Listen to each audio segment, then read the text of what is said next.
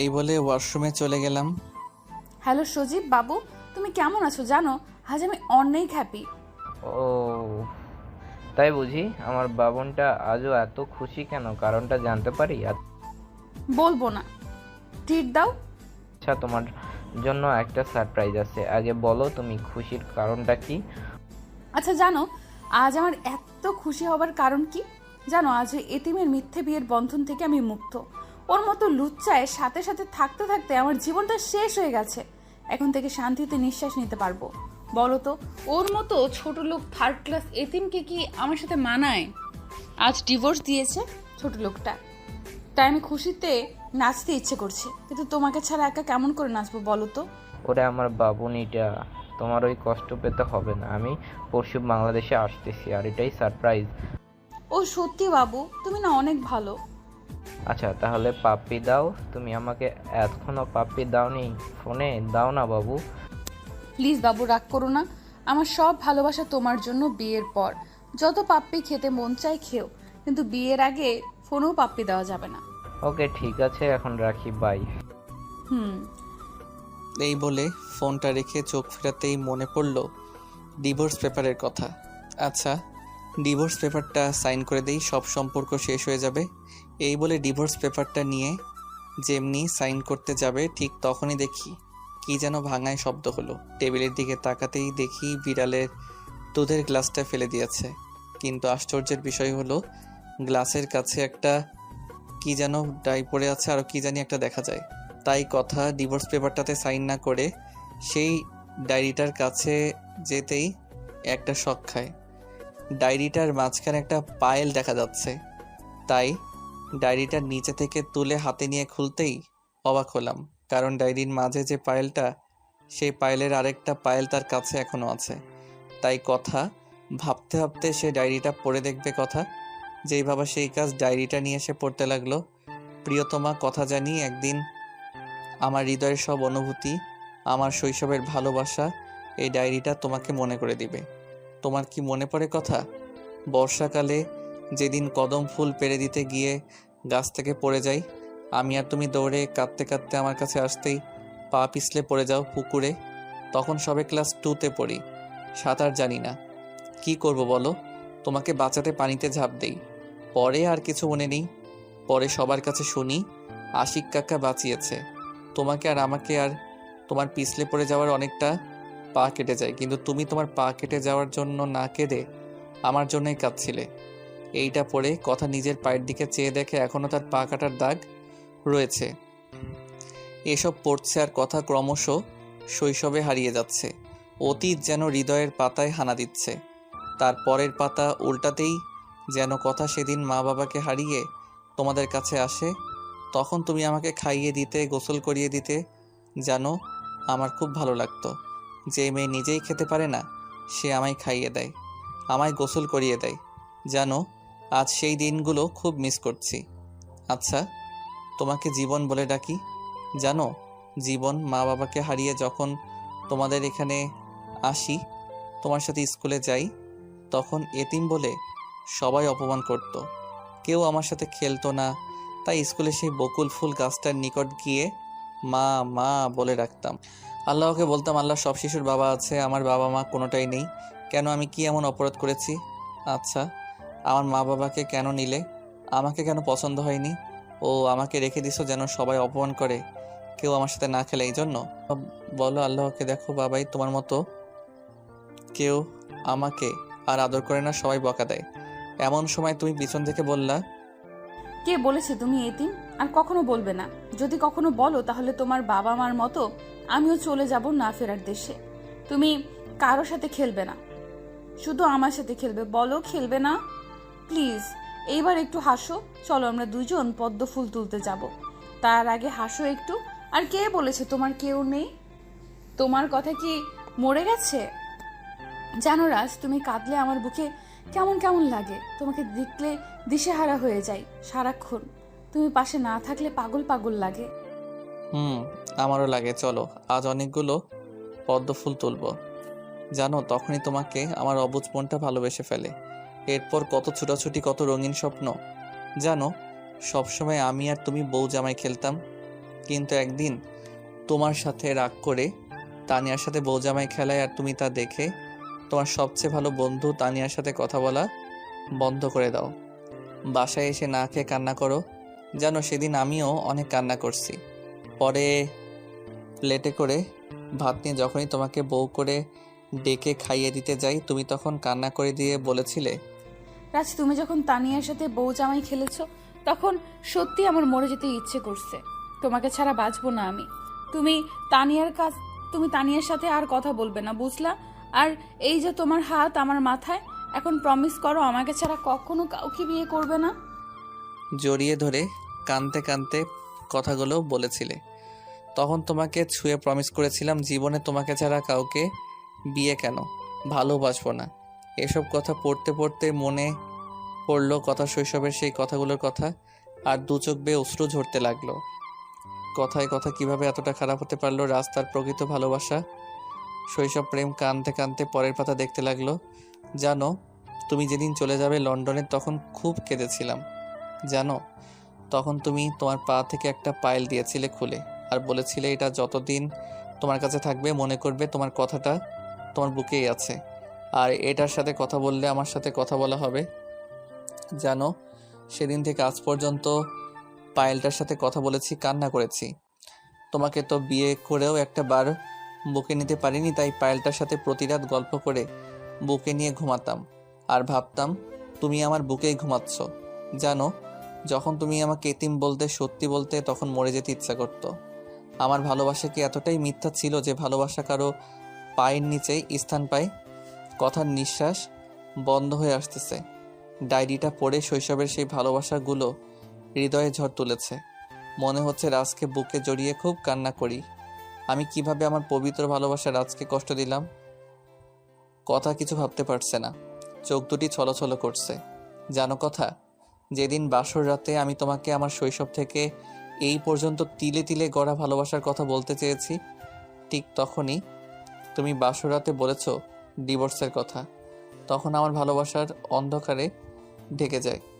এই জন্য আমার সাথে তোমাকে 5 দিন স্বামী স্ত্রীর মতো থাকার শর্ত দিয়েছিলাম। জানো, তোমার সাথে কাটানো সেই 5 দিন আমার জীবনের শ্রেষ্ঠ সময় হয়ে থাকবে। জানো, কাল সারা রাত আল্লাহর কাছে কান্না করে তোমাকে চাইনি, ভেবো না, শুধু চেয়েছি আমার জীবনটা যেখানেই যায়, যার কাছেই থাকে, সে যেন সুখে থাকে। আল্লাহ যেন আমার জীবনের বিনিময়ে তাকে যেন সুস্থ রাখে। আমার ভালোবাসা তো পূর্ণতা পেল না, তাই আমার জীবন যাকে ভালোবাসে আল্লাহ যেন তাকে পাইয়ে দেয়। জানো কথা, কত ইচ্ছে ছিল তোমার কোলে মাথা রেখে জ্যোৎস্না রাতে গল্প শুনবো, তোমার চুলের মোহরিত গন্ধে নিজেকে অজানায় হারাবো, তোমার সাথে সারাদিন খুনসুটি করে রাতে তোমার বুকটাকে বালিশ বানাবো, তোমাকে জড়িয়ে ধরে ছোট বাচ্চার মতো ঘুমাবো। কিন্তু এটা তো স্বপ্ন ছিল, বাস্তব তো সেটা যে আমি এতিম, আর এতিমের সাথে তোমার যায় না। তোমার কাছে আবারও ক্ষমা চেয়ে নিচ্ছি। তোমার অজান্তে তোমাকে নিয়ে এত স্বপ্ন দেখার জন্য কি করবো বলো? ভালোবাসতাম তোমায়, অনেক বেশি ভালোবাসতাম, কিন্তু যার জন্য ভালোবাসা নামক শব্দটি বড্ড বেমানান, যাকে আল্লাহ মা বাবার ভালোবাসা থেকে বঞ্চিত করেছে, সে তোমার ভালোবাসা কেমনে পায়? তাই লিখে রাখলাম ডায়েরির পাতায়। কথা ডায়েরিটা পড়ছে আর বুকের সাথে জড়িয়ে ধরে কাঁদছে, আর ভাবছে আমি আমার জীবনটাকে এত কষ্ট দিয়েছি, যার ভালোবাসার কাছে সমস্ত কিছু তুচ্ছ। ডায়েরির পরের পাতা উল্টাতেই চোখে পড়ল নীল কালিতে লেখা, জানো কথা, তোমাকে যতটা ভালোবেসেছি তার চেয়ে বেশি কষ্ট পেয়েছি। তোমার মুখে সজীবের কথা শুনে আমার মরে যেতে ইচ্ছা করতো। জানো, যেদিন শর্তের 4র্থ দিন, সেদিন স্বপ্ন তোমাকে হারিয়ে ফেলা দেখে ঘুম থেকে জড়িয়ে ধরে বলেছিলাম তুমি আমাকে ছেড়ে যেও না। আমি তখন মনে করেছিলাম তুমি বলবে আমাকে যে কখনো তোমায় ছেড়ে যাব না, কিন্তু তুমি তা বলনি। বলছো আমি পাগলের মতো কি বলছি? আসলে আমি তোমাকে ভালোবেসে সত্যিই পাগল, বিশ্বাস করো। আর তোমাকে ভালোবেসে কষ্টই দিয়েছি, ক্ষমা করে দিও আমায়। টেবিলের উপর ডিভোর্স পেপার রাখা আছে, সাইন করে দিও, তাহলেই হবে। তোমায় ভালোবেসে এইটুকু উপকার তো করতে পারলাম, এখন সজীবের হতে পারো তুমি, আর কোনো বাধা নেই। তবে মনে রেখো আমার চেয়ে ভালো তোমায় আর কেউ সামলাতে পারবে না। আচ্ছা, ক্ষমা করে দিও যদি কিছু ভুল বলে থাকি। জানো, কখনো মরে যাই একটু ডায়েরিটা বুকে নিয়ে, তাহলে আমার আত্মাটা মনে করবে তুমি আমাকে জড়িয়ে ধরে রেখেছো। কথার নিঃশ্বাস বন্ধ হয়ে আসছে। ডায়েরিটা বুকে নিয়ে বলতে লাগলো, রাজ, আমি তোমাকে ভালোবাসি। তুমি যে আমার জীবন, স্বপ্ন, সাধনা, আমার শৈশবের ভালোবাসা। এতদিন কাজকে হীরা ভেবে ভুল করেছি, আর ডিভোর্স আমি তোমাকে দিব না। তোমাকে ডিভোর্স দিলে যে আমি মরেই যাব। আমি তোমারই আছি, তোমারই থাকবো। এই বলে ডিভোর্স পেপারটা ছিঁড়ে ফেললো। কাঁদতে কাঁদতে হাঁটু গেড়ে বসে পড়ল। কথা ফ্লোরে কেমনে যাবে রাজের কাছে তাকে যে কষ্ট দিয়েছে। হঠাৎ ফোনটা বাজছে, কথা মনে করছে রাজ ফোন দিয়েছে। কেননা রাজ অফিস থাকলে ফোন দিয়ে বলতো কথা খেয়েছো কিনা, তাই কাঁদতে কাঁদতে ফোনটা তুললো। হ্যালো, আসসালামু আলাইকুম। কথা আপনার হসপিটালে কিছু রিপোর্ট আছে, নিয়ে যান। কথা শুনলো যে ফোনটা হসপিটাল থেকে এসেছে, তাই বললো আচ্ছা আমি আসতেছি। এই যে ম্যাডাম, আপনার হাজবেন্ড কই? সেদিন যে আসছিল। কথা ডাক্তারের মুখে হাজবেন্ডের কথা শুনেই মনের মাঝে বড়, কারণ কথা তো কোনো সময় রাজকে স্বামী হিসেবে মেনে নেয়নি। বাসরাতে ডিভোর্স চেয়েছে, তাকে তো শুধু কষ্টই দিয়েছে। জানেন, পৃথিবীর সবচেয়ে ভাগ্যবান মেয়ে আপনি, যে আপনার স্বামীর মতো একটা স্বামী পেয়েছেন। একটা মানুষ আরেকটা মানুষকে এত ভালোবাসে, আপনার স্বামীকে না দেখলে বিশ্বাস করতে পারতাম না। সারা রাত আপনার পাশে বসে কাটিয়েছে। যদি বলতাম বলে যান, তখন কি বলতো জানেন? জীবনকে কেউ ছেড়ে যেতে পারে, আপনার পাশে বসে নামাজ পড়ে আর কাটতো, যেন আপনি তাড়াতাড়ি ভালো হয়ে যান। সারা রাত আপনার মাথায় হাত বুলিয়ে দিত। জানেন, পৃথিবীতে খুব কম মানুষই থাকে আপনার মতো ভাগ্যবান। জানেন, এই জন্যই আল্লাহ হয়তো স্বামীর পায়ের নিচে স্ত্রীর বেহেশত রেখেছেন। জানেন, আল্লাহর কাছে সবসময় প্রার্থনা করি আপনার স্বামীর মতো যেন একটা স্বামী পাই। জানেন, আপনার স্বামীর মতো একটা স্বামী পেলে আমি নিজের চুল দিয়ে তার পা মুছে দিতাম। আর এটা জানি তবুও এমন মানুষের ভালোবাসা এক বিন্দু ঋণ শোধ না। সত্যি ভাগ্যবতী। এদিকে ডাক্তারের কথা শুনে কথার চোখ দিয়ে আষাঢ়ের শ্রাবণ নামতে শুরু করলো। চোখ দিয়ে অশ্রু ঝরছে, কথা যেন পাথরের মূর্তি হয়ে গেছে। ম্যাডাম, আপনি কান্না করছেন কেন? আমি কি আপনাকে কষ্ট দেওয়ার মতো কিছু বলেছি? কথা ডাক্তার ম্যাডামকে জড়িয়ে ধরে বলতে লাগলো, না, তুমি আমাকে আমার মনের চোখ খুলে দিয়েছো। আমার জীবনটা কি আমায় ক্ষমা করবে? আচ্ছা আসি। এই বলে কাঁদতে কাঁদতে হসপিটাল থেকে দৌড়ে বের হয়ে গেল। নিজের গাড়িটা ভুলেই রেখে এসেছে। রাস্তা দিয়ে আনমনে হাঁটছে, হঠাৎ আচমকা একটা গাড়ি ব্রেক করে কথার সামনে। এই যে ম্যাডাম, দেখে চলতে পারে না, অল্পের জন্য বেঁচে গেলেন। এদিকে কথা মুখ ফেরাতেই দেখে যে অপর্ণা নিশাতুল অবনী, যে কথার কলেজের বেস্ট ফ্রেন্ড ছিল। কথা, তুই হঠাৎ এইভাবে রাস্তায় কিছু বুঝতে পারছি না, আর তুই কান্না করছিস কেন? আচ্ছা অন্যদিন বলবো নে। কে? অনেকদিন পর দেখা হলো, তাই না? মনে হয় 4 বছর। ওই তোমার সাথে বেবিটা কে? ওইটা আমার বেবি, বুঝলি? তোর সাথে কথা নেই, তুই আমাকে না বলে বিয়ে করলি? তাই বুঝি? আচ্ছা, এক গাদা সরি, চল বাড়িতে ওঠ। এই বলে দুজন মিলে অবনীর বাসায় ঢুকে কথা একটা শখ খায়। দেয়ালে একটা বড় করে বাধাই করা ছবি, সেটাতে অবনীর কোলে বেবিটা আর সজীব অবনীকে জড়িয়ে ধরে আছে। কথা অনেকটা বিস্মিত হয়ে চেয়ে রয়েছে ছবির দিকে। ওই কথা, ওইভাবে চেয়ে আছিস কেন? ও তোর সাথে তো কন্ট্যাক্ট করতে পারিনি, তোর ফোনটাও বন্ধ ছিল, তাই আমার আর সজীবের বিয়ের কথা বলতে পারিনি। কি করব বল? কিভাবে যে কি হয়ে গেল কিছুই আন্দাজ করতে পারিনি। না ঠিক আছে। আচ্ছা তোর বরকে বলিস ট্রিট দিতে, বিয়ে তো খেতে পারিনি। অনেকটা হেসে কথাটা বলল, ও তোকে তো বলাই হয়নি, সজীব 2 দিন পর দেশে আসছে। ওই লন্ডনে থাকে, বুঝিস ঋতো, তার বাবার কত বড় প্রপার্টি। তুই তো অনেক ভাগ্যবতী অপর্ণা। যা কি বলিস, সজীবকে বিয়ে করা আমার জীবনের সবচেয়ে বড় ভুল। টাকা ছাড়া কিছুই বোঝে না মানুষটা। জানিস, জীবনে অনেক বড় ভুল করেছি রাকিবকে ছেড়ে এসে। জানিস, হয়তো সজীবের কাছে সুখ পেয়েছি, দামি গাড়িতে চড়ে বেড়াতে পাচ্ছি, মাস শেষে হাজার হাজার টাকার শপিং, কিন্তু প্রিয় মানুষটার সাথে একসাথে বসে এক প্লেটে বসে কখনো খাবার খেতে পারিনি। কখনো সজীব বলেনি, অপর্ণা তুমি হাঁ করো, আমি তোমাকে খাইয়ে দিই। এদিকে অপর্ণার মুখে খাইয়ে দেওয়ার কথা শুনে কথার চোখ দুটি ছলছল করে ওঠে। কথার মনে হলো কথার যখন জ্বর ছিল তখন রাজ কনাকে খাইয়ে দিছে, সারা রাত পাশে বসেছিল। এসব মনে করতে বুকের ভিতর চিনচিনে ব্যথা করতে শুরু করেছে। ওই কথা, কই হারিয়ে গেলি? না এমনি। তারপর বল। জানিস এখন খুব মিস করি রাকিবকে। আমি বুঝে ফেলেছি ওর মতো কেউ আমাকে ভালোবাসতে পারবে না। কি পাগলটা না ছিল আমার জন্য রাকিব। কলেজে এক নজর দেখার জন্য ছেলেটা পাগল ছিল। কত রাত ঝগড়া করে পার করেছি। তখন মনে করতাম ছেলেটা আমাকে ভালোবাসে না, কিন্তু এখন বুঝেছি রাগের আড়ালে তার পাহাড় সম ভালোবাসা। জানিস খুব ইচ্ছে করে একটু প্রিয় মানুষটার হাত ধরে জ্যোৎস্না রাতে গল্প করতে, কিন্তু বিয়ের পর যখন সজীবকে বলতাম তখন সজীব বলতো, কি সব মানসিকতা, যাও ঘুমাও, এই বলে সিগারেট টানতে টানতে ডান্স ক্লাবে চলে যেত। জানিস ঠিক তখনই রাকিবের কথা মনে পড়তো। ছেলেটির সাথে 3 বছর সম্পর্ক ছিল, কখনো খারাপ দৃষ্টিতে তাকায়নি আমার দিকে, কখনো হাতটিও ধরেনি। জানিস কথা, এখনো আমার কানে বাজে রাকিবের সেই কথাগুলো। জানো অপর্ণা, তোমার আর আমার একটা ছোট্ট সংসার হবে, ছোট্ট একটা জব করব, ছোট্ট একটা ফ্ল্যাট থাকবে, কিন্তু ভালোবাসা দিয়ে পরিপূর্ণ। কোনো জ্যোৎস্না রাতে ঘুমাবো না, সারা রাত ছাদে তোমার কোলে মাথা রেখে জ্যোৎস্না দেখব, বৃষ্টি ভেজা দিনে ব্যালকনিতে দাঁড়িয়ে গল্প করব। কি পারবা না আমার স্বপ্নের রানী হতে? তখন মুচকে হেসে বলতাম, পাগল একটা, আমি হব না কি হবে তোমার স্বপ্নের রানী? জানিস কথা, খুব মিস করি সেই সব দিনগুলি। আচ্ছা, সজীবের সাথে কেন বিয়ে করলি? শোন তাহলে, লন্ডনে এক ট্যুরে বেড়াতে গিয়েছিলাম, সেখানে সজীবের সাথে সম্পর্ক, তার থেকেই বিয়ে। তাহলে রাকিব কোথায় গেল? ওই অপর্ণা, কাঁদছিস কেন? বল কি হয়েছে রাকিবের। শোন তাহলে, লন্ডন ট্যুর থেকেই ফিরে সজীবের বাবার সাথে আমার বাবা বিয়ে ঠিক করে।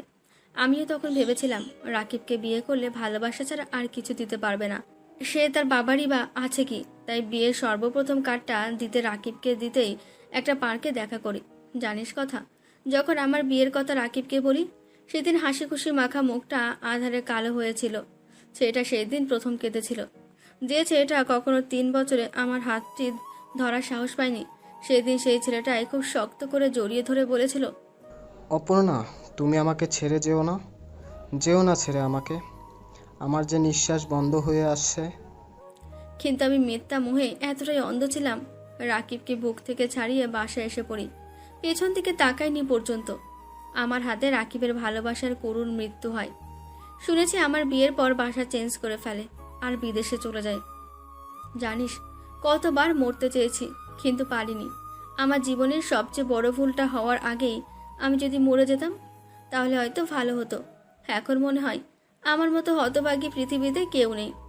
শুনেছি বাসর রাত নারীদের শ্রেষ্ঠ রাত, আর আমার বাসর রাত কেটেছে একা একা। আমাকে সারা রাত বসিয়ে রেখে সজীব সারা রাত হোটেলে তার বান্ধবীর সাথে রাত কাটিয়েছে। পরে সব জেনেছি যে সজীব আমাকে বিয়ে করেছে আমার বাবার প্রপার্টির জন্য। এখন খুব ইচ্ছে করে রাকিবকে দেখতে, ওর পায়ে ধরে বলতে, আমাকে ক্ষমা করে দাও। কিন্তু কি মুখ নিয়ে যাব? আমি তো তার পবিত্র ভালোবাসাকে অপমান করেছি। মা, মা, কে এটা? মামনি, এটা তোমার আন্টি। আচ্ছা, এটা তোর বেবি তাই না? রে কথা, রিচি মামুনির জন্য এই শতবার মরতে চেয়েও ফিরে এসেছি। এদিকে কথা অপর্ণাকে বাই বলে মনে মনে ভাবছে, সজীবের মতো একটা বাজে ছেলের জন্য রাজকে কত কষ্ট দিয়েছি, বাসরাতে স্বামীর অধিকার পর্যন্ত দেইনি। চোখটা ভেজে উঠছে। এসব ভাবতে ভাবতে বাসায় এসে পড়ে কথা। কিন্তু আজ বাসাটা খালি খালি লাগছে। কেন এত খালি খালি লাগছে? এদিকে কাজের মেয়ে খাবার দিয়ে গেছে টেবিলে। খাবারে বসতেই মনে হলো কথা রাজের কথা। রাজ কি খেয়েছে, ওই এখন কি করছে, এইসব ভেবে কথা খাবার মুখে দিতে গিয়েও রেখে দিল। খেতে পারছে না, শুধু রাজের মায়াবী মুখটা ভেসে উঠছে। কথা যে রাজের সাথে অন্যায় করেছে, রাজকে ক্ষমা করবে তাকে, এসব ভাবতে ভাবতে ভাবতে কথা রাজের লেখা ডায়েরিটা বুকে নিয়ে কাঁদতে কাঁদতে বলতে লাগলো, রাজ, তুমি আমায় ক্ষমা করবে না? তোমার পায়ের নিচে জায়গা দিবে না? এইসব ভাবতে ভাবতে কখন যে দুটি চোখের পাতায় ঘুম এসে পড়ে। হঠাৎ কথা দেখে যে রাজের বিয়ে হচ্ছে অপরিচিতার সাথে। কথা কি বলবে আজকে? রাজকে ছাড়া যে কথা এখন আর বাঁচতে পারবে না, তাই চট করে ঘুমটা ভাঙতেই কাঁদতে লাগলো। আলমারিতে রাখা রাজের শার্টটা শরীরের সাথে জড়িয়ে ধরে বলতে লাগলো, তোমাকে আমি কোথাও যেতে দিব না, তুমি শুধু আমার, শুধু আমার। এসব ভাবতে ভাবতে কথা মনে করে, সত্যি কি রাজের বিয়ে হয়ে যাচ্ছে নাকি? এই কথা ভেবে গাড়িটা নিয়ে অপরিচিতদের বাড়িতে গিয়ে নক করতেই দারোয়ান বলল, এত রাতে ভেতরে যেতে দেওয়া যাবে না। এদিকে কথা কোনো অনুরোধ রাখলো না, বাড়ির বাইরে একটা বেঞ্চে বসে আছে। কথা ভাবছে সকালে রাজ অফিসে যাওয়ার পথে রাজকে আমার জীবনকে এক নজর তো দেখতে পারবো, তো তাতেই চলবে। ওকে এক নজর দেখেই তো চলে যাব। এদিকে আমার চোখে ঘুম আসছে না, কথার কথা খুব মনে পড়ছে, বুকের ভিতরটায় চিনচিন ব্যথা করছে। মনে মনে ভাবছি কথা হয়তো ঘুমাচ্ছে, সে তো আমার থেকে দূরে থাকতেই চেয়েছে, মুক্তি চেয়েছে আমার ভালোবাসার বন্ধন থেকে, কিন্তু কেন এমন লাগছে, কেন ঘুম আসছে না? তাই জানালাটা খুলতেই একটা শক খেলাম। বাইরের দিকে চোখ যেতেই বুকের ভিতরটা দুমড়ে মুছতে গেল। বাইরে কথা বসে আছে, কি করব ভাবতে পারছি না, চোখ দিয়ে অশ্রু ঝরতে লাগলো। পলকহীনভাবে চেয়ে রয়েছি, ভাবছি কথা এত রাতে কেন বাসার সামনে বসে আছে। এক মনে ভাবছি যাব, আবার বললাম আমি তো ছোট লোক, কথা তো সজীবকে ভালোবাসে, কথার কাছ থেকে দূরে থাকাই উত্তম। হঠাৎ করে জার্নি স্পর্শ পেলাম, শরীর পিছন দিকে তাকাতে দেখে অপরিচিতা। রাজ, তুমি এখনো ঘুমাওনি? এদিকে জানালার পর্দাটা টেনে দিয়ে চোখটা মুছছে অপরিচিতাকে বললাম, এখনই এমনি ঘুম আসছে না, তাই জানালার পাশে চাঁদ দেখছি। রাজ, তোমার কি হয়েছে? আজ তো অমাবস্যা, তুমি চাঁদ কেমনে দেখে বাজে বকো না তো। না, মনের আকাশের চাঁদটা দেখছিলাম, কি করব বলবো, মনের আকাশের চাঁদে হয়তো গ্রহণ লাগছে। রাজ, কিসব বলছো? অন্ধকারে চাঁদ কেমনে দেখছো? আর গ্রহণ মানে কিসব বলছো? আচ্ছা বাদ দাও, তুমিও তো ঘুমাওনি অপরিচিতা। কি করব, মনটা তো একজনকেই দিয়ে দিয়েছি। আর এছাড়া রাইসা তো বাবাকে পেয়ে মাটাকে ভুলে গেছে, দেখতে এলাম মেয়েটাকে। আচ্ছা অপরিচিতা, তুমি ঘুমাও, আমি একটু পর ঘুমাবো। আচ্ছা রাজ, তোমাকে একটা কথা রিকোয়েস্ট করব। বলো, কি রিকোয়েস্ট? তুমি প্লিজ একটু ঘুমাও, প্লিজ। তুমি কি বুঝো না, তুমি কষ্ট পেলে আমিও কষ্ট পাই। প্লিজ ঘুমাও রাজ, আর কত রাত জাগবে? যাও, তোমার মেয়েটা একা একা শুয়ে আছে। আচ্ছা ঠিক আছে, আমি ঘুমাচ্ছি, তুমিও ঘুমাও। এই বলে বিছানায় শুয়ে পড়লাম। মনে মনে ভাবছি কথা কি এখনো বাইরে বসে আছে। হঠাৎ অনুভব করেছে অপরিচিতা মাথায় হাত বুলিয়ে দিচ্ছে, চোখ দুটি শান্ত হয়ে যাচ্ছে। আচ্ছা রাজ, তোমায় একটা কথা বলি।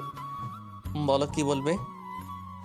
তোমার পায়ের নিচে একটু জায়গা দিবে আমায়, যে অধিকারের মাধ্যমে একটা নারী সমাজে মাথা উঁচু করে বাঁচতে পারে। জানো, খুব ইচ্ছে হয় তোমায় বুকে মাথাটা রাখতে, তোমাকে শক্ত করে জড়িয়ে ধরে বেঁচে থাকতে। তুমি কি পারবে আমার স্বপ্নগুলো পূরণ করতে? অপরিচিতা কথাগুলো বলে শেষ করতে না করতেই দেখে রাজ ঘুমিয়ে গেছে। তাই রাজকে ডাক না দিয়ে রাজের মাথায় হাত বুলিয়ে দিচ্ছে। এক সময় চাঁদের আলো রাজের মুখের উপর পড়তেই মনে হচ্ছে এ এক নতুন রাজ। এত সুন্দর লাগছে চাঁদের আলোয়, তা না দেখলে বিশ্বাস করতে পারতো না। এইভাবে অনেকক্ষণ এক পলকে চেয়ে থাকতে থাকতে অপরিচিতা ভাবলো রাজের কপালে এই চাঁদি আলোয় ভালোবাসার একটা স্পর্শ এঁকে দেয়। তাই আস্তে আস্তে মুখটা রাজের কপালের একটা চুমু এঁকে দিল। কি সুন্দরভাবে ঘুমাচ্ছে রাজ, কি মায়াবী মুখটা, অথচ এর পিছনে লুকিয়ে আছে কতই না কষ্ট। এই সব ভাবতে ভাবতে অপরিচিতা রাজের বুকের উপর শুয়ে পড়ে ঘুমের ঘোরে। অপরিচিতার মনে হচ্ছে রাজ যেন ঘুমের মাঝে অপরিচিতাকে শক্ত করে জড়িয়ে ধরেছে। অপরিচিতায় নিঃশ্বাস ভারী হয়ে আসতেছে, সে এক অজানা অনুভূতি। মনে হচ্ছে সে হারিয়ে যাচ্ছে অসীমের মাঝে। সে কিছু না ভেবে রাজের বুকেই মুখ লুকালো আর রাজকে শক্ত করে জড়িয়ে ধরলো। আস্তে আস্তে অপরিচিতা তার ঠোঁট দুটি রাজের ঠোঁটে লাগিয়ে দিল। রাত পেরিয়ে সকালের মিষ্টি সূর্যের আলো জানান দিচ্ছে আর একটা দিন শুরু হলো।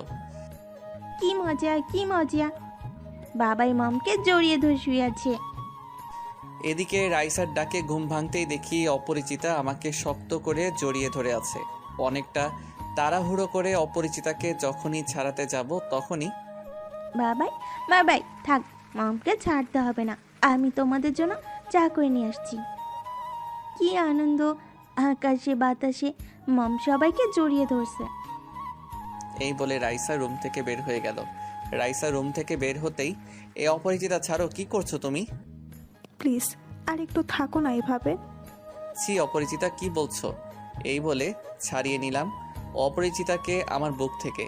অপরিচিতার ঘুম ভেঙে যার বুক থেকে সরাতেই, সরি রাজ, ঘুমের ঘরে ভুল হয়ে গেছে, প্লিজ তুমি কিছু মনে করো না।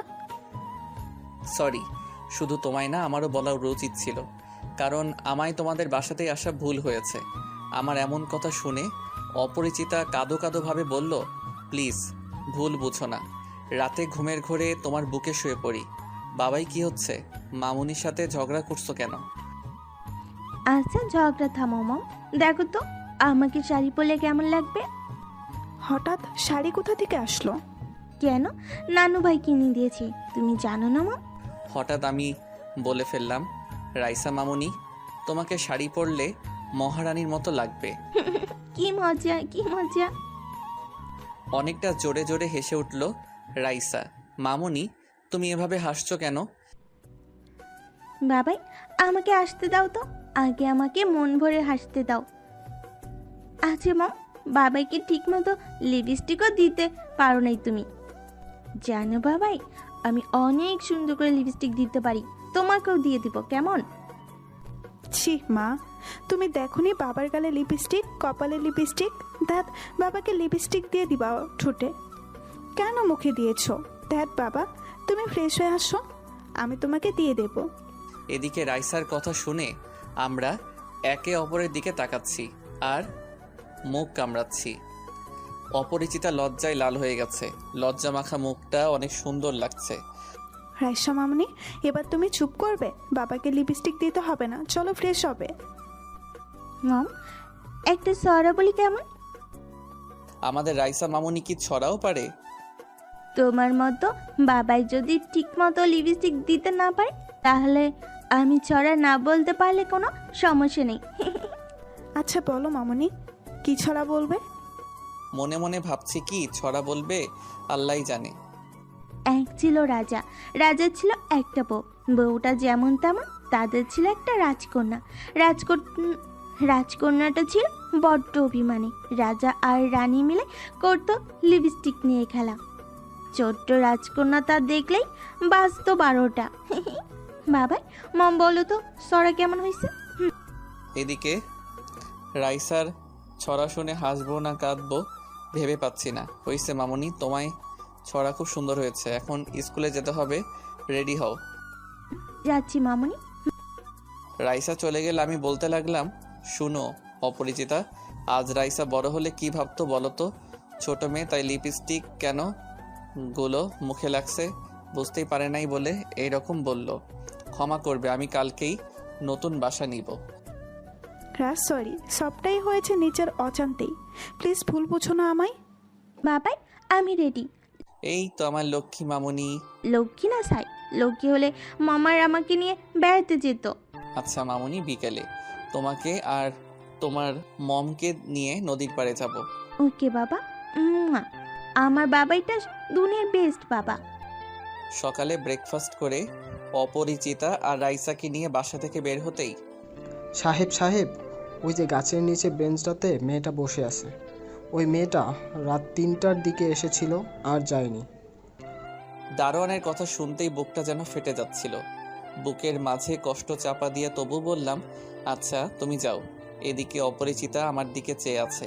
হঠাৎ করে আমাকে দেখে দৌড়ে কাছে আসলো, মনে হচ্ছে কিছু বলবে। ঠিক তখনই, বাবাই, ও বাবাই, এই আন্টিটা না তোমাকে বকা দিয়েছে, তোমাকে এতিম বলে বাসা থেকে বের করে দিয়েছে। আচ্ছা বাবাই, তোমাকে এতিম কেন বলেছে? মামুনি, তোমার আন্টি ঠিকই বলেছে। আমি যে মা এতিম, আমার কেউ নেই। বাবাই ছি, এই আন্টি তোমায় মিথ্যা বলেছে। পচে আন্টি, তোমার রাইসা মামুনি আছে না, সাথে রাইসা মামুনির মামা আছে না, কি বলেছে তোমার কেউ নেই, আমরা তো আছি। সত্যি তো, আমার রাইসা মামুনি আছে। এই বলে কোলে তুলে নিয়ে 2 গালে 2টা পাপ্পি দিয়ে দিলাম। আন্টি, ওই আন্টি, তুমি আমার বাবাইকে আবার বকা দিতে আসছো? আমার বাবাইটা অনেক ভালো।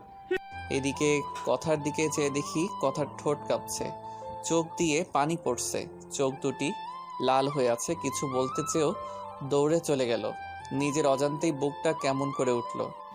রাত চলো তো, লেট হয়ে যাচ্ছে। রাইসাকে স্কুলে নামিয়ে দিয়ে অফিসে গিয়ে বসতেই ডেস্কের উপর দেখতে পাই একটা নীল খাম। খানিকটা অবাক হয়ে খামটা খুলতেই দেখি একটা চিঠি। চিঠিটা বের করে পড়তে লাগলাম। প্রিয় রাজ, তোমাকে কি বলে সম্বোধন করব তা আমার জানা নেই। জানো, সেই কলেজের প্রথম দিন থেকে তোমাকে দেখেই ভালো লেগে যায়। সেই ভালো লাগা থেকেই ভালোবাসা।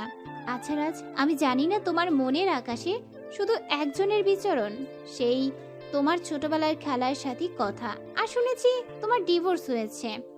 অনেকটা আশা ছিল তোমায় তোমার বুকে মাথা রেখে ঘুমাবো, কিন্তু কি করব, আমার জন্য একটা এতিম মেয়ের মুখ থেকে বাবা ডাকটা কেড়ে নিতে পারি না। বলো রাজ, কিভাবে পারি? একটা মেয়ে, মা হারানো বাবা মায়ের মেয়ের শেষ স্বপ্ন যা তোমাকে নিয়ে গড়েছে, সেই স্বপ্নে দুঃস্বপ্ন হতে আমি জানি রাজ, কারণ আমিও একটা মেয়ে। অপরিচিতা ম্যাডাম তোমায় সত্যি অনেক ভালোবাসে। পারলে ছোট্ট মেয়েটার মুখটা সব সময় হাসি খুশি রেখো। রাজ, জানো তোমার ভালোবাসা পূর্ণতা পায় না, আমারটা না হয় পেল। ইতি, তোমার শুভাকাঙ্ক্ষী পাখি। পাখির চিঠিটা পড়েই অপরিচিতাকে বললাম, পাখি কোথায়?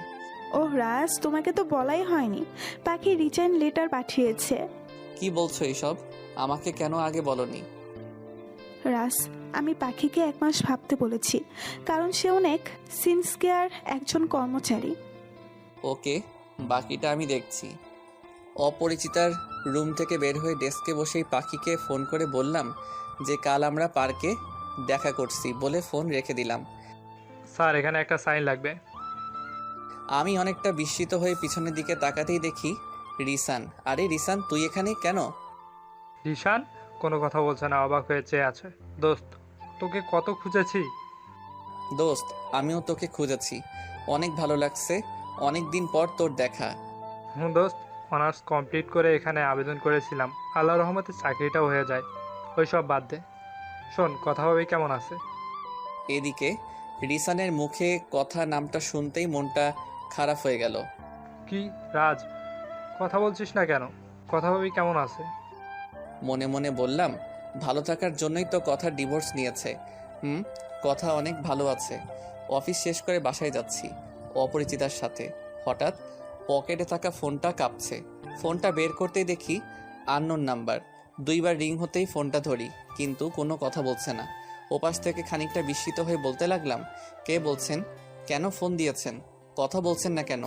হঠাৎ ফোনের ওপাশ থেকে চাপা কান্নার আওয়াজ হচ্ছে। বুঝতে আর বাকি হলো না, কথা আননোন নাম্বার দিয়ে ফোন দিয়েছে। বাসায় এসে অপরাজিতাকে বললাম অফিসের পাশে একটা বাসা নিয়েছি, ওখানে থাকবো, আর কালকের ঘটনার জন্য আমাকে ক্ষমা করবে। রাজ, কি বলো? দোষটা তোমার ছিল না, ছিল আমার। তুমি বরং ক্ষমা করোনি আমায়। তবে একটা সত্যি জেনে নাও, কালকে আমি যা নিজের অজান্তেই করেছি তার সব তোমাকে নিজের স্বামী ভেবেই করেছি। দাও না একটু স্থান রাজ, আমার যে মা বাবা কেউ নেই তুমি ছাড়া। প্লিজ অপরিচিতা, কেন বোঝো না? তুমি যা চাইছো তা কোনোদিন সম্ভব নয়। ভালো থেকো, আসি। এই বলে যখনই বের হব দেখি দরজায় রাইসা বসে আছে। মামুনি, তোমার বাবাইকে যেতে দিবে না? যাও, যাবে তো। তুমি তো আমার বাবাই না। তুমি কি জানো, মম রাতের বেলা তোমার ছবি বুকে নিয়ে কাঁদে। আমার মম তোমাকে অনেক ভালোবাসে। প্লিজ বাবাই, তুমি মমকে ছেড়ে যেও না। মমের কান্না আমি দেখতে পারবো না। যাও, তুমি পচা বাবাই, যাও। কাঁদছো কেন? যাও না, আমি চলে যাব, আকাশের তারা হয়ে যাব। আল্লাহকে বলবো আমার বাবা আদর করে না আমায়, মমকে কষ্ট দেয়, তাই আমি অভিমান করে তোমার কাছে এসে পড়েছি। রাইসার কথা শুনে নিজেকে আর ঠিক রাখতে পারলাম না। দৌড়ে কলিজার টুকরাটাকে কোলে তুলে গালে মুখে চুমু দিয়ে বললাম, মামুনি, আর তোমায় বাবাইটা তার রাজকন্যাকে ছেড়ে কোথাও যাবে না।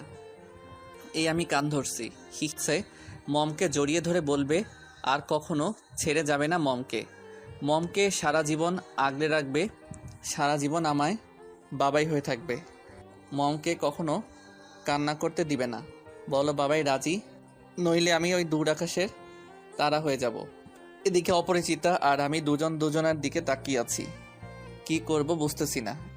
কি হলো বাবাই? মমকে জড়িয়ে ধরবে, এতে তাকানোর কি আছে? এদিকে অপরিচিতার কাছে যাচ্ছি, যতই কাছে যাচ্ছি ততই কথার কথা মনে পড়ছে। আর এদিকে রাইসা কাঁদতেছে, কিছু ভেবে পারছি না। অপরিচিতার কাছাকাছি আসতেই দেখি অপরিচিতা লজ্জায় লাল হয়ে যাচ্ছে। অপরিচিতার হাতটা ধরতেই কেমন জানি কেঁপে উঠল, চোখ দুটি বন্ধ করে ফেলে। এদিকে তাকিয়ে দেখি রাইসাকে হাততালি দিচ্ছে আর বলছে, কি মজা, কি মজা। বাবা আর মমকে কষ্ট দিবে না, মমকে জড়িয়ে ধরবে। যখনই অপরিচিতাকে জড়িয়ে ধরতে যাব তখনই ধপ করে ফ্লোরে রাইসা পড়ে যায়। অপরিচিতাকে দেখি দৌড়ে রাইসাকে বুকের সাথে জড়িয়ে ধরে বলতেছে, মামুনি, মা, তোমার কি হয়েছে? রাজ, দেখো তো আমার কলিজার টুকরার এ কি হলো? রাইসা এখন হসপিটালে, অনেকক্ষণ ধরে রুমের বাইরে বসে আছি। অপরিচিতা কান্না করে করে বলছে, রাজ, আমার কলিজার টুকরার কিছু হলে বাঁচবো না। সবাইকে হারিয়ে রাইসাকে অবলম্বন করে বেঁচে আছি। বলো রাজ, আমি কি অপরাধ করেছি যার জন্য আল্লাহ আমার শেষ অবলম্বনটাকেও কেড়ে নিতে চাচ্ছে? রাজ, আমি রাইসাকে ছাড়া কি নিয়ে বাঁচবো? প্লিজ অপরিচিতা, চিন্তা করো না, আমার মহারানীর তার কিছুই হবে না। রাজ, তোমার কথাই যেন সত্যি হয়, তা না হলে আমি যে বাঁচবো না। আপনাদের পেশেন্টের সেন্স ফিরেছে। নার্সের কথা শুনে রাইসার কেবিনে ঘিরে বসলাম। কি সুন্দর চাঁদ মুখখানা, মনে হচ্ছে পূর্ণিমার চাঁদে গ্রহণ লেগেছে। পাশে যেতেই রাইসা সন্ধ্যা তারার মতো নিভু নিভু করে চোখ জোড়া খুলছে। বাবাই, বাবাই, আমি এখানে থাকবো না, আমার দম বন্ধ হয়ে আসছে। বাবা, আমি মরে গেলে তুমি মমকে ছেড়ে চলে যাবে কি?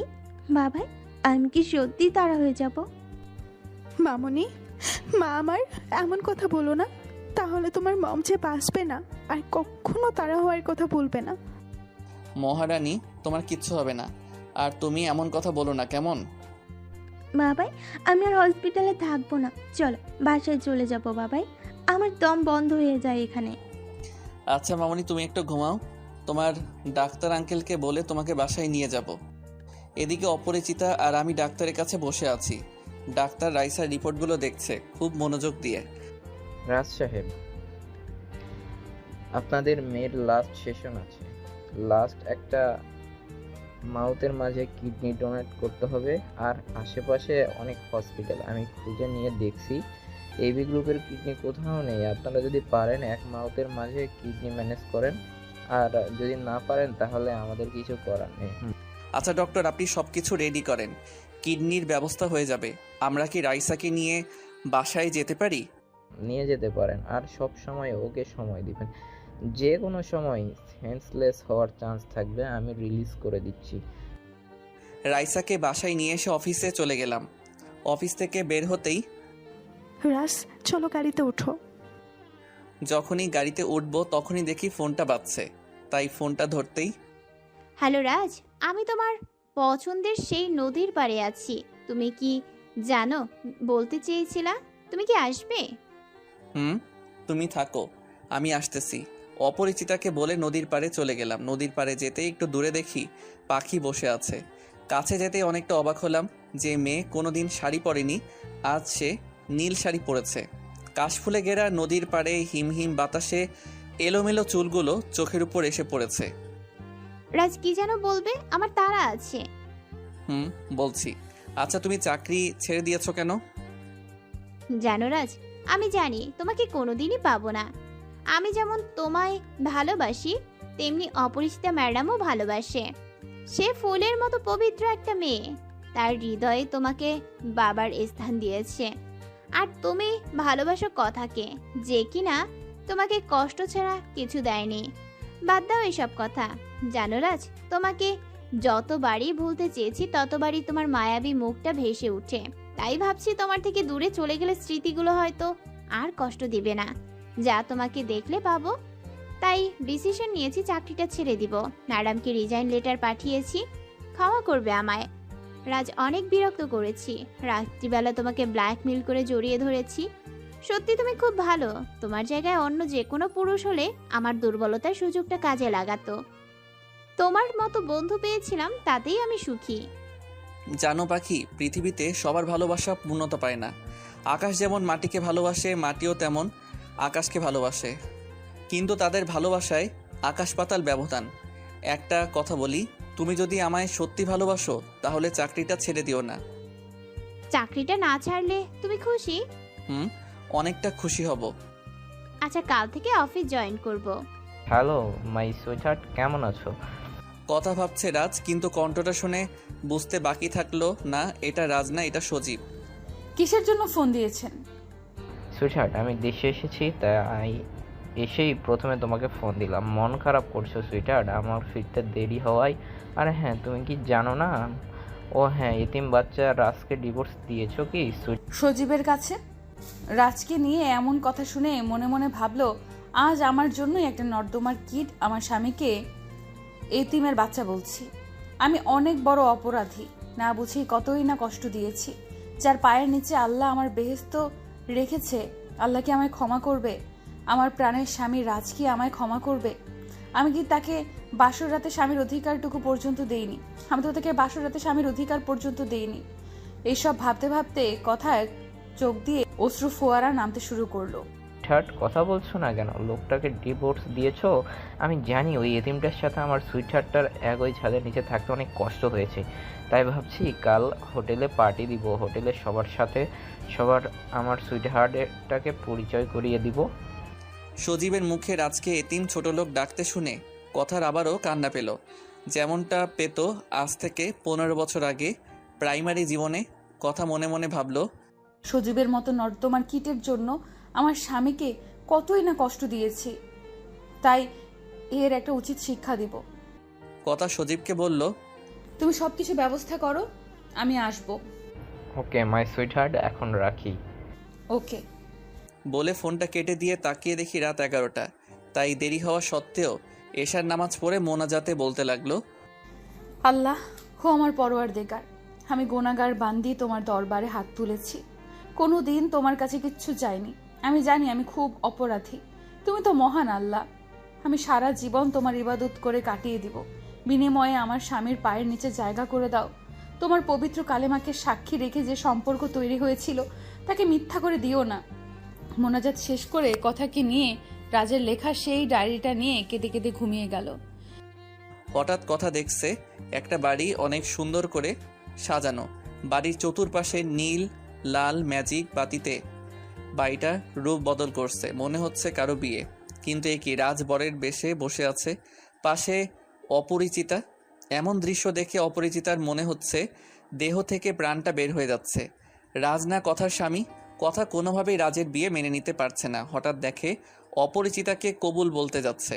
এই বিয়ে হবে না, রাজ আমার স্বামী, আল্লাহর পবিত্র কালামকে সাক্ষী রেখে বিয়ে করেছে। কথাটা বলতেই ঘুমটা ভেঙে যায়। ঘুমটা ভাঙতেই দেখি সকাল হয়ে গেছে। কথা হাঁপ ছেড়ে বাঁচলো। কথা ভাবছে, যেভাবেই হোক রাজের কাছে ক্ষমা চেয়ে রাজের পায়ের নিচে জায়গা করে নিব। কথা বুঝে গিয়েছে রাজকে ছাড়া বাঁচতে পারবে না। কথা এখন চোখ বন্ধ করলেও রাজকে দেখে। কথা মনে মনে ভাবছে রাজের পা ঝাপটে ধরে ক্ষমা চাইবে। যতক্ষণ না ভুল ক্ষমা করবে ততক্ষণ পর্যন্ত পা ধরেই থাকবে। রাজ যে তার স্বামী কত না অবহেলা করেছে, কত কষ্ট দিয়েছে রাজকে, রাজকে আমায় ক্ষমা করবে, এই সব ভাবতে ভাবতে কথার চোখে আবার অশ্রু এসে ভিড় করে। কথা রাজের পছন্দের সেই নীল শাড়ির সাথে নীল চুড়ি পরে গাড়িতে করে বের হলো। এদিকে পাখি রাজের অনুরোধে আজ অফিসে জয়েন্ট হচ্ছে আবার। বুকে পাথর পরিমাণ কষ্ট চাপা দিয়ে ভালোবাসার মানুষটার কথা রাখতে অফিস যাচ্ছে। নিউ মার্কেট মোড়ে যথাসময়ে বাস এসে থামলো। প্রতিদিনের মতো আজও তড়িঘড়ি করে বাসে উঠে সিটে বসতেই অবাক হয়ে যায়। পাশের সিটে রিশানকে দেখে। এই তো সেই রিশান যার সাথে ছোট থেকে বড় হয় পাখি। খানিকটা নীরবতা ভেঙে কাঁপা কাঁপা গলায় পাখি বলল, কেমন আছো রিসান? পাখিকে দেখে প্রশ্নের উত্তর না দিয়ে ভ্যাবাচেকা খেয়ে চেয়ে আছে রিসান। কি হলো, কথা বলছো না কেন? ও ভালো আছি, বেশ ভালোই আছি। বাসায় সবাই কেমন আছে? বাবা মারা গিয়েছে, বৃদ্ধ মাকে নিয়ে একটা ফ্ল্যাটে উঠেছি। বাবা 2 মাস আগে মারা যায়। কথাটা বলতেই চোখ মুছলো পাখি। সরি, আমি জানতাম না, জানলে হয়তো বলতাম না। না রিসান, ঠিক আছে। আর সরি, এসএসসি পরীক্ষা দেওয়ার পর বাবার বদলি হওয়াতে ঢাকা চলে আসতে হয়। আর সেদিন সকালে তোমাকে বাসায় বলতে গিয়েছিলাম, পরে শুনি তোমরা নানু বাড়িতে গিয়েছিলে। অনেক মিস করছি স্কুল লাইফের সেই বন্ধুত্বের দিনগুলো। আচ্ছা, মন খারাপ করতে হবে না পাখি, আমাদের বন্ধুত্বের বিশ্বাস ছিল যে আমাদের আবার দেখা হবে। সেজন্যই আবার দেখা। আচ্ছা বাদ দাও, সকাল সকাল অফিস যাওয়া হচ্ছে নাকি? গত 1 সপ্তাহ আগে একটা জব হয়েছে, হয়তো আল্লাহ গরিবের দিকে চেয়ে দেখেছে। যাক, প্রথম দেখাতেই সুসংবাদ। আর কোনো জায়গায় চাকরি হয়েছে। আর আমাকে সামনে ফ্রাইডেতে ট্রিট দিতে হবে। ও আচ্ছা, ট্রিট পেয়ে যাবে। আর আমার জবটা একটা মাল্টি ন্যাশনাল কোম্পানিতে হয়েছে। কোম্পানির নাম রাইসা ইন্টারন্যাশনাল কোম্পানি লিমিটেড। রিশানের মুখে রাইসা ইন্টারন্যাশনাল কোম্পানির নামটা শুনতেই পাখি বিস্মিত হলো। হঠাৎ জোরে একটা ধাক্কা খেলো পাখি। মনে হচ্ছে চোখ দুটি বন্ধ হয়ে আসছে। ঝাপসা ঝাপসা চোখে পাখি খেয়াল করছে কে যেন তাকে শক্ত করে জড়িয়ে ধরে আছে। গাড়ির কাঁচগুলো ভেঙে তার উপরে পড়ছে বৃষ্টির শিলের মতো। কপাল ফেটে রক্ত বেয়ে বেয়ে চোখের পাতায় এসে পড়ছে। মনে হচ্ছে আজই জীবনের শেষ দিন। নিঃশ্বাস বন্ধ হয়ে আসছে। গাড়িটা দুমড়ে মুচড়ে রাস্তার পাশে একটা খালি গিয়ে পড়লো। তারপরও কে যেন শক্ত করে জড়িয়ে ধরে আছে। তার মাথা থেকে ফুলকি দিয়ে রক্ত বের হচ্ছে। আমার মুখে রক্ত এসে পড়ছে। কি হচ্ছে কিছুই বুঝতে পারছে না। সব কিছুই দুঃস্বপ্নের মতো মনে হচ্ছে। এরপর আর কিছু মনে নেই। সেন্স ফিরে পাওয়ার পর পাখি নিজেকে হসপিটালে আবিষ্কার করে। উঠতে যাব তখনই দেখে তার এক হাতে স্যালাইন যাচ্ছে, অন্য হাতে রক্ত পোস্ট হচ্ছে। হঠাৎ ম্যাডাম উঠবেন না? আপনি এখনো অসুস্থ। আমার কি হয়েছিল? আমি এখানে ম্যাডাম, কেন? আপনি যে গাড়িতে করে অফিস যাচ্ছিলেন তা সকালে একটা ট্রাকের সাথে ধাক্কা লেগে খালে গিয়ে পড়েন। আর বাসে 3 জন ছাড়া প্রায় সবাই মারা গেছে। আপনার ভাগ্যটা অনেক ভালো। সময় মতো যদি কেউ না নিয়ে আসতো তাহলে আমাদের কিছুই করার থাকতো না।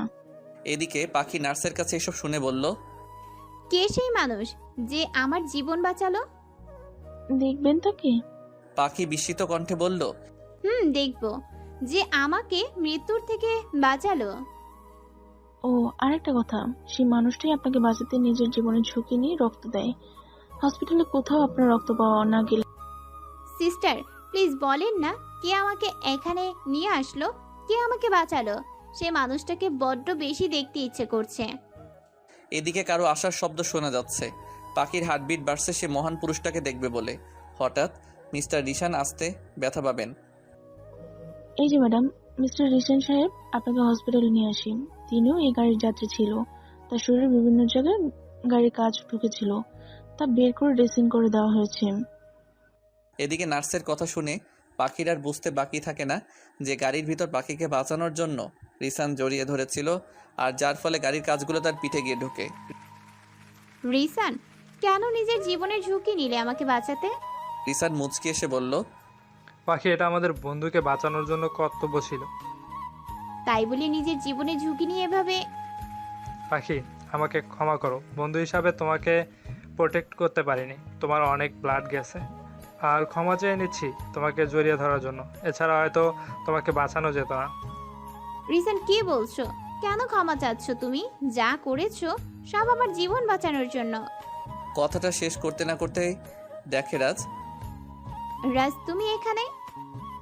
শুনলাম তুমি নাকি অ্যাক্সিডেন্ট করেছো, তাই আর সকালে ব্রেকফাস্ট হয়নি, বাহিরে অপরিচিতা গাড়ি পার্ক করে আসছে। এদিকে পাখি চেয়ে দেখে রাজের চোখে পানি। রাজ, আমার কিছু হয়নি তো। আর হলেও তো তোমার ভালো হতো, কেউ বিরক্ত করতো না। আর তোমার চোখে পানি কেন? কি বলছো পাখি? তুমি আমার বন্ধু, আমার জীবনের একটি অংশ, আর এমন বলবে না। তোমার জীবন রাঙাতে আমার চেয়ে ভালো কেউ আসবে? হঠাৎ পাশে তাকাতেই দেখে রিসান। রাজ পাখিকে অবাক করে রিসানকে জড়িয়ে ধরে বলতে লাগলো, দোস্ত, তোর কিছু হয়নি তো? কি বলছিস রাজ? তোর মতো বন্ধু যার আছে তার কি কিছু হবে? রাজ, তুমি রিসানকে কেমনে চিনো? শুনো, রিসান আর আমার পরিচয় একটা সমাজসেবামূলক কাজে দুজনই রোহিঙ্গাদের জন্য তাড়ান নেওয়ার পথে একটা দুর্ঘটনায় রিসান আহত হয়। তারপর ওকে হাসপাতালে নিয়ে যায়। পরে রিসান তাদের গ্রামের বাড়িতে নিয়ে যায়। আর আমার মা না থাকায় রিসানের মা আমাকে সন্তানের অধিকার দেয়। তারপর থেকেই আমরা দুজন বন্ধু। ও, তাহলে ভালোই। পাখি, তুমি কেমনে রিসানকে চেনো? রাজ, রিসান আর আমি একই স্কুল থেকে এসএসসি পাশ করি। তারপর বাবা বদলি হওয়ায় 7 বছর দেখা হয়নি। তবে 7 বছর পর আজ প্রথম দেখাতেই হসপিটালে। পাখি আর রিশান তোমাদের হসপিটালে বিল পেমেন্ট করে দিয়েছি, বিকেলে রিলিজ করে দিবে। আপাতত যতদিন সুস্থ না হচ্ছ ততদিন অফিসে আসতে হবে না। এদিকে হসপিটাল থেকে বের হয়ে অফিসে কিছু গুরুত্বপূর্ণ ফাইলের কাজ শেষ করে বাসার গেটে গাড়িটা ধার করাতেই দারোয়ান বলল, স্যার, একটা মেয়ে সকালে এসে খুঁজতে করতেছে। আমি বলছি, স্যার, আসতে লেট হবে। ও আচ্ছা, তুমি গেট খুলে দাও। স্যার, এই মেয়েটা যায়নি। প্রায় 6 ঘন্টা ধরে বাড়ির সাইডে বেঞ্চটাতে বসে কাঁদছে আর কিছুক্ষণ পরপর রাস্তার দিক তাকাচ্ছে। স্যার, মেয়েটা কিছু খায়নি, সারাদিন ওখানেই বসেছিল। আমি একবার বলেছিলাম, ম্যাডাম, আপনার জন্য কিছু কিনে নিয়ে আসবো। বিপরীতে সে বলছে, ভাইয়া, খাবার লাগবে না, দোয়া করো আমি যেন আমার স্বামীর পায়ের নিচে একটু জায়গা পাই। তার মনে হচ্ছে তার স্বামীটা অনেক ভাগ্যবান, কারণ মেয়েটা তার স্বামীকেও অনেক ভালোবাসে।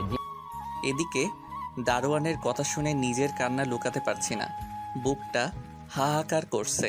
আচ্ছা তুমি যাও, আমি ওনার সাথে কথা বলছি। রিসার্চ গাড়ি থেকে নেমে কথার সামনে গিয়ে দাঁড়ালাম। কথা এখন আমাকে দেখেনি, মাথা নিচু করে আছে, গাল বেয়ে বেয়ে পানি পড়ছে। আমি হালকা কাশি দিতেই দেখি কথা মাথা তুলে কেমন যেন করুণ নজরে তাকালো। তার চাহনি দেখে মনে হচ্ছে কথা কিছু বলতে চাই। কথার মুখটা দেখার সাথে সাথেই বুকটা কেমন যেন মোচড় দিয়ে উঠল। কথা আমার দিকে তাকিয়ে বাকশক্তি হারিয়ে ফেলেছে, চোখ দিয়ে বৃষ্টির ফোঁটার মতো টপ টপ করে পানি পড়ছে, চোখের নিচে কালো দাগ পড়ে গেছে। খুব ইচ্ছে করছে ভালোবাসার মানুষটাকে বুকে জড়িয়ে নিতে, বুকে জড়িয়ে ধরে বলতে ইচ্ছে করছে, তুমি নিজের শরীরের কি করেছো? তুমি জানো না তুমি কষ্টে থাকলে আমি কষ্ট পাই। বুকটা ফেটে যাচ্ছে কথার এমন অবস্থা দেখে। কিন্তু না, কথা তো আমাকে ভালোবাসিনি। এই কথা তো আমার ছোটবেলার খেলার সাথেই কথা নয়। এই কথার কাছে তো আমি ছিলাম একজন মা বাবা হীনা ছোট লোক, যার জন্য সবসময় এতিম অনাথ বলেই ধিক্কার জানিয়েছে। এসব ভাবতে ভাবতে চোখের পাতা ছলছল করে উঠল। হঠাৎ কথা এমন করবে তা মোটেও ভাবতে পারিনি। কথা আমার পা দুটি ঝাপটে ধরে বলছে, রাজ ক্ষমা করে দাও আমায়, আমি অনেক বড় অপরাধ করেছি। আমাকে তুমি যা সাজা দিবে দাও। তোমাকে ছাড়া বাঁচবো না, বাঁচতে পারবো না রাজ। না হলে আমাকে গলা টিপে মেরে ফেলো, তবুও তোমার থেকে দূরে সরিয়ে দিও না। আমি মনটাকে শক্ত করে বললাম, এ কি করছেন আপনি? লোকে দেখলে কি মনে করবে? যে যাই মনে করুক, যা ভাবুক, তাতে আমার কিছু যায় আসে না রাজ। আমি আমার স্বামীর পা ধরেছি, লোকে কি বললো তা তো আমার জানার বিষয় না। প্লিজ পা ছাড়েন। তুমি যতক্ষণ না পর্যন্ত আমায় ক্ষমা করবে ততক্ষণ আমি পা ছাড়বো না। এদিকে কথাকে পা থেকে তুলে বললাম, আমি তো তোমায় তখনই ক্ষমা করে দিয়েছি, ডিভোর্স পেপারের সাথে সাথে ক্ষমাটাও করে দিয়েছি। রাজ দাও না তোমার পায়ের নিচে একটু জায়গা। তুমি শুধু 2 বেলা খেতে দিও, অপরিচিতাকে নিয়ে সংসার করো, আমার কোনো অসুবিধা নেই। শুধু তোমার বাড়িতে চাকরানি হিসেবে একটু জায়গা দিও। কি বলছেন আপনি? জানেন আপনার প্রতি আমার কোনো অধিকার নেই। একটা এতিমের চাকরানি হবে লন্ডনে ইঞ্জিনিয়ারিং পড়ুয়া একটা মেয়ে। শুনেন, আমরা এতিমদের কখনো বড় স্বপ্ন দেখতে হয় না। এতটাই হতভাগ্য নিয়ে জন্ম নিয়েছি যে যার কারণে ছোটবেলাতেই মা বাবাকে হারাই। আমাদের স্বপ্ন দেখা অপরাধ। আর এখন তো আপনার খুশি হওয়ার কথা, এতিমটা আর আপনাকে বিরক্ত করে না। জানেন, মাঝে মাঝে মনে হয় আমার জন্মটা না হলেই ভালো হতো। আমার জন্য আপনি আমার ভালোবাসার মানুষকে পাননি। বিয়ে নিয়ে আপনাদের কত প্ল্যান ছিল, সব ভেস্তে গিয়েছে। বলা ঠিক না, জানেন আপনাকে নিয়ে অনেক স্বপ্ন দেখেছিলাম। আমাদের একটা সংসার হবে, সংসারে রাইসার মতো একটা মেয়ে আসবে। কথাটা বলেই কেঁদে ফেললাম। কিন্তু আপনি বাসর রাতেই আমাকে বলেছেন আপনার হৃদয়ের আকাশটা শুধু সজীবের, সজীব ছাড়া অন্য কেউ আমাকে ছুঁতে পারবে না। এতিম ছোট লোকের বাচ্চা হলে বাসরাতের দিন কত কথাই না বলেছেন। বাসরাতটা ফ্লোরে শুয়ে কাটাতে হয়েছে। শুনেন, আমি আপনাকে মুক্তি দিয়েছি চিরদিনের জন্য, আর আমার সামনে কখনো এসব বলতে আসবেন না। আমার মরে যেতে ইচ্ছে করে আপনার সাথে কাটানো স্মৃতিগুলো মনে করতে। আমি আর কখনো আপনার মুখটা দেখতে চাই না। আপনি কখনো আমার সামনে আসবেন না। কথাগুলো বলতে গিয়ে মনে হলো দেহ থেকে প্রাণটা বের হয়ে যাচ্ছে। কথা মূর্তির মতো দাঁড়িয়ে চোখ দিয়ে অনবরত পানি ফেলছে।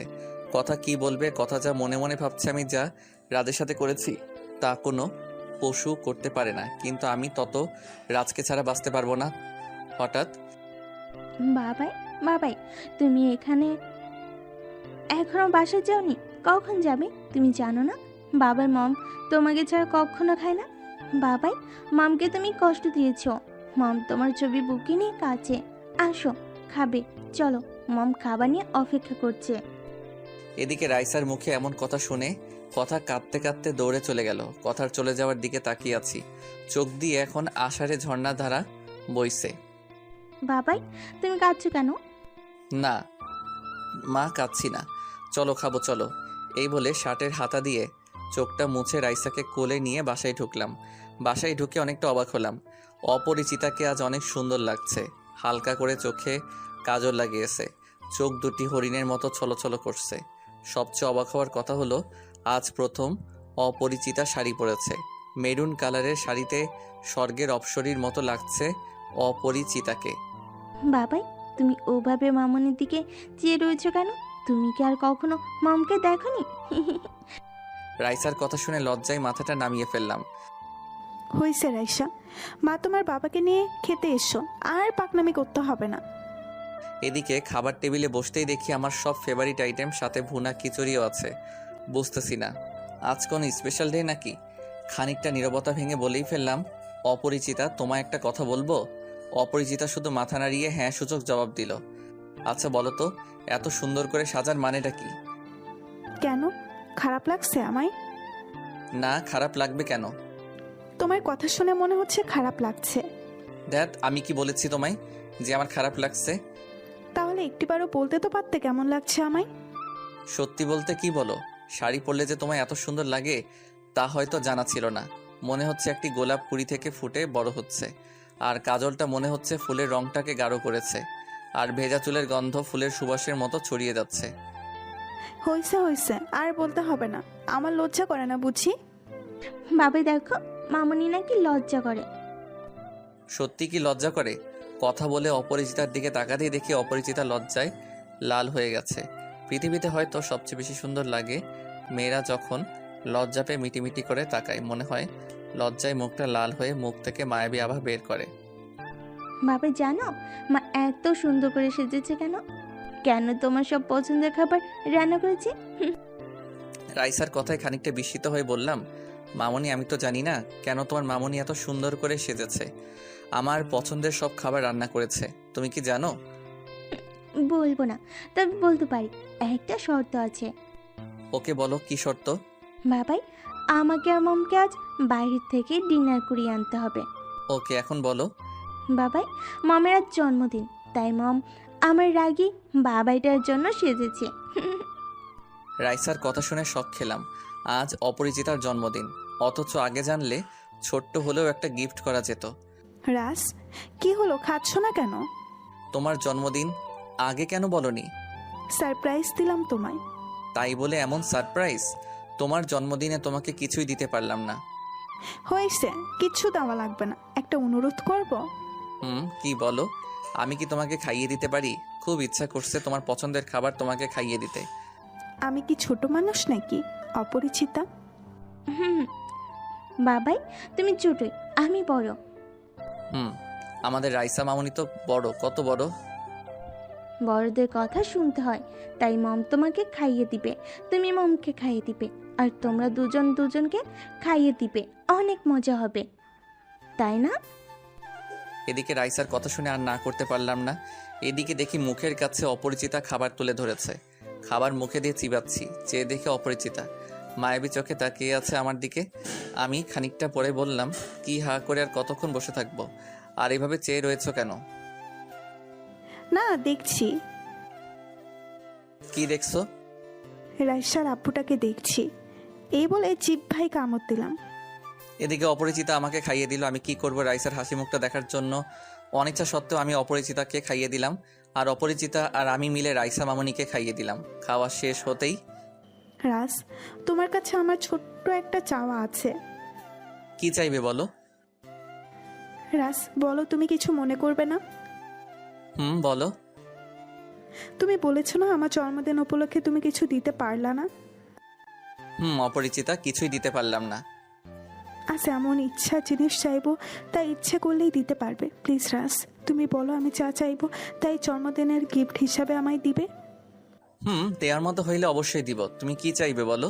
রাস, আমি জানি তুমি দিতে পারবে, তুমি ছাড়া কেউ দিতে পারবে না। আচ্ছা, কি জিনিস চাইবে তা তো বলবে আমায়। আচ্ছা, কি চাইবে বলো? রাস, আমাকে আবার না করবে না তো? অপরিচিতা, প্রমিস করছি, দেওয়ার মতো হলে অবশ্যই দিব। আর আজ তোমার জন্মদিন, তুমি যা চাইবে তাই দিব। সত্যিই তো? সত্যি সত্যি সত্যি। 3 সত্যি দেওয়ার মতো হইলে তোমাকে আজ পৃথিবীটাই দিয়ে দিব। তাহলে শোনো রাস, তুমি কি সারা জীবন রাইসার আব্বু হয়ে থাকবা? আমাকে কি তুমি তোমার পায়ের নিচে জায়গা দিবে, যে জায়গায় একটা মেয়েকে আর একটা ছেলেকে একই ছাদের নিচে থাকার সমাজ কর্তৃক অধিকার দেয়? রাস, তুমি ছাড়া যে আমার কেউ নেই, দিবে কি তোমার পায়ের নিচে একটু জায়গা?